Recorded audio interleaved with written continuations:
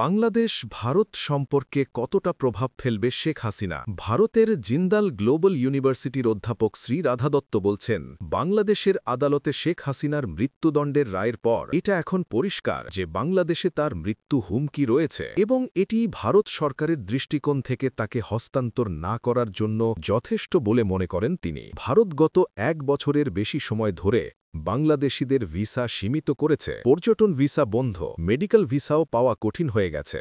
অন্যদিকে বাংলাদেশের কিছু রাজনৈতিক দল ও নেতারা ভারত বিরোধী বক্তব্য দিচ্ছেন, যা দিল্লি আরও নেতিবাচকভাবে দেখছে।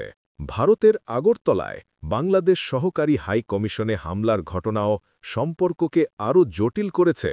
পাকিস্তানের সঙ্গে বাংলাদেশে বর্তমান সরকারের সৌহার্দ্যপূর্ণ সম্পর্ক নিয়েও উদ্বেগ রয়েছে ভারতের নিরাপত্তা মহলে। আগামী ফেব্রুয়ারিতে নির্ধারিত নির্বাচনের পর ক্ষমতায় আসা নতুন সরকার সম্পর্কের ভবিষ্যৎ নির্ধারণ করবে মত কূটনীতিক ও বিশ্লেষকদের।